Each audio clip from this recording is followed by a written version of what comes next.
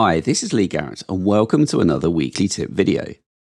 Now recently I covered the latest update to watchOS on the new release of the Apple Watch, and upon carrying out the preparation for that I realised that the activity application had undergone a huge makeover that a lazy so-and-so like me wasn't aware of. Firstly, it had changed its name to Fitness.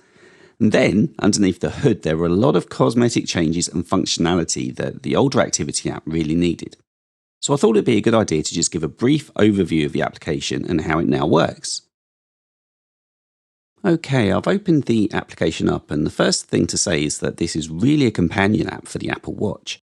Now, as you walk, exercise, even stand, your movements are tracked, the application's updated, and from the watch itself, you can also start and stop different workouts, as shown in the last tip video. Now we start on the summary screen, and at the top we have our activity summary for the day, and then below that we can access our historical workout information. And then scrolling down we can set up trends, which show us the improvements that we're making in different areas, as well as things that are not progressing quite so well. And then at the very bottom we can access the awards that we earn as time progresses and our fitness improves. I'm going to scroll back up to the top now, and we'll start looking at all of these sections in a little more detail. First of all, let's start with activity. And here we can see today's statistics with a little more detail. Now today's day is clearly highlighted with a red circle, so it's Tuesday as I record this. It's just past 2 PM and I'm on an office day, so there hasn't been much achieved, I'm afraid. Don't think bad of me. And our rings are up here. And neither the move, which is in red, the exercise, which is in green, or the blue stand ring are even close to being fully closed yet. They're not even halfway.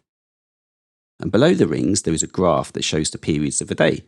So lots of movement for me early this morning, but not so much whilst I've been chained to my desk this afternoon.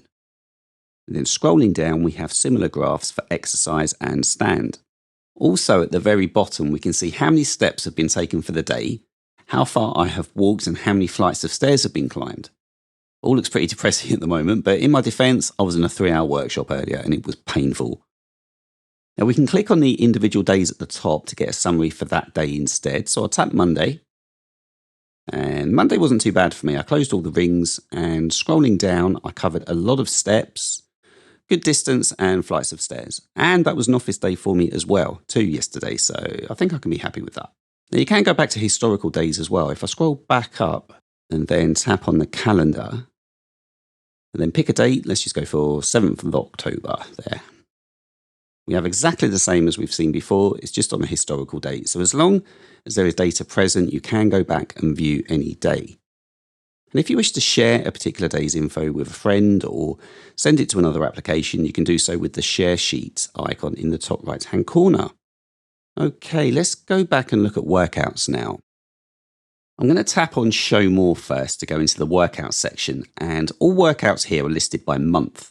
And underneath the month there's a summary of how many workouts have been taken, the time spent on them, as well as calories burned.